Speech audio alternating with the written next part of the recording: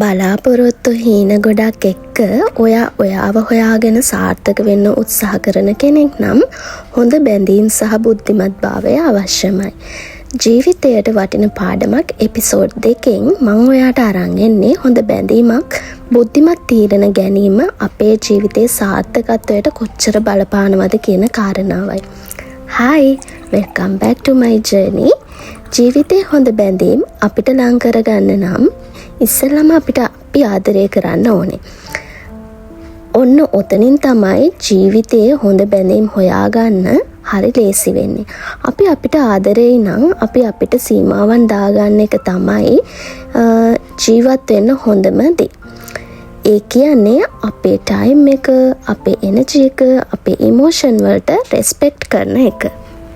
පොඩක් ඔයා හිතන්න ඔයා මොනවටද ඕකේ? ඔයා මොනවටද ඕකේ නැත්තේ?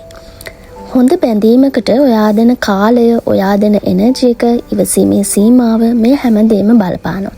ඒ නිසා ඔහේ හිතන්නම් වාලේ ඔයාගේ ජීවිතේ බැඳීම් හදාගන්න යන්න එපා. ඒකෙන් වෙන්නේ ඔයාගේ ජීවිතේ එනර්ජි එක, ඔයාගේ ෆීලිං මේ දේවල් නිකන් නිකරුණේ නාස්ති වෙලා යන එක. එතකොට ඔයාට ඔයාවම කලකිරීමකට පත් වෙනවා. එපා වීමකට පත් වෙනවා. අනවශ්‍ය බැඳීම් නිසා ඔයාට ඔයාවම නැති වෙනවා. මිනිස්සු කියන්නේ හරි ආත්මාර්ථකාමී කොට්ටාසයක්. ඉතින් එහෙම බැඳීම් ඔයාට අවශ්‍ය නැහැ.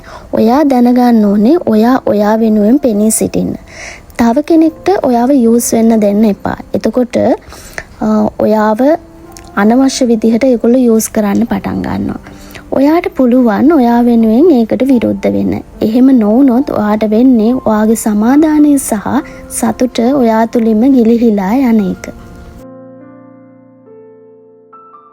අපිට ජීවිතේ ලැබිලා තියෙන්නේ බොහොම පුංචි කාලයකට. ඉතින් මේ කාලේ අපි අනවශ්‍ය විදිහට අපිව යූස් වෙන්න දෙන්න ඕනේ නැහැ. අවශ්‍ය වෙලාවට අපිව යූස් කරගන්න ඕන අපේ සාර්ථකත්වයට. බුද්ධිමත් තීරණ ගන්න, බුද්ධිමත් බැඳීම් වලට අපේ ජීවිතය ලස්සන කරගන්න ඕන. අනවශ්‍ය බැඳීමකට ඔයාගේ වටිනා කාලය කැප කරලා නෙවෙයි.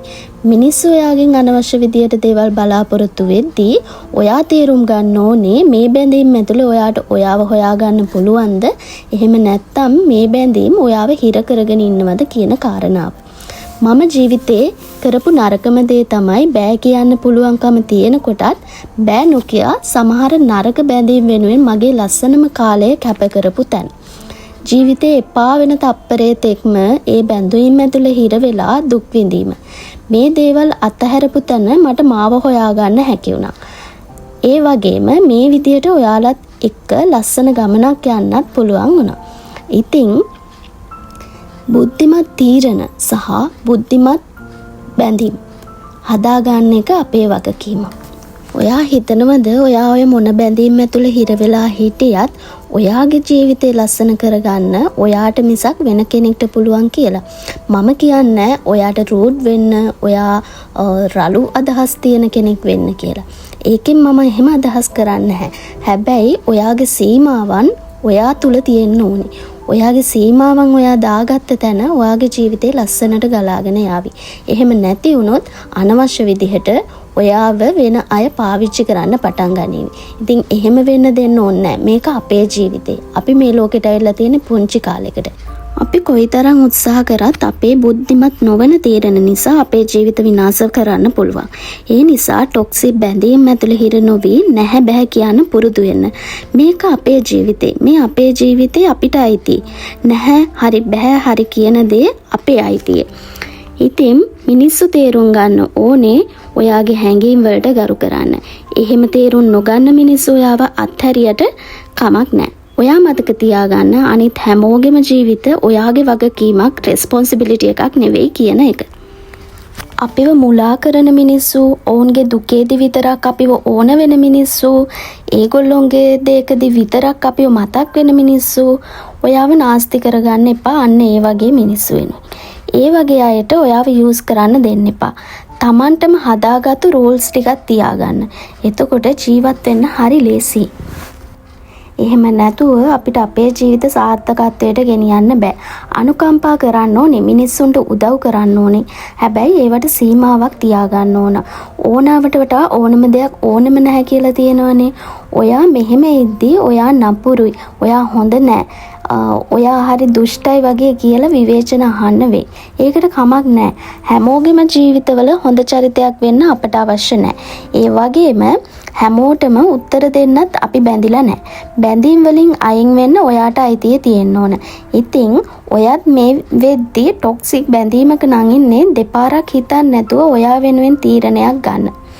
නැත්තම් ඔයාගේ හොඳ කාලේ නිකරුණේ නාස්ති වෙලා යයි. මම මගේ එක්ස්පීරියන්ස් එකක් ඔයත් එක්ක ෂෙයා කරගන්න කැමතියි. මේ වගේ සමාජයෙන් එන විවේචන, මම මේ තීරණය ගත්තොත් අරයා මොනවා හිතයිද, මම මේ තීරණය ගත්තොත් මෙයා මොනවා හිතයිද, මම මේ උදව්ව නොකර හිටියොත් එයා මං ගැන මොන විදිහට හිතයිද කියලා ගොඩාක් සමාජය ගැන හිත ඔහේ හිටියා. හැබැයි ඒකෙන් මට මාව නැති වුණා මිසක් සමාජයට ඒකෙන් නැති වුණු දෙයක් නැහැ. ඒක තේරුම් ගද්දී මම ටිකක් පරක්කු වැඩි.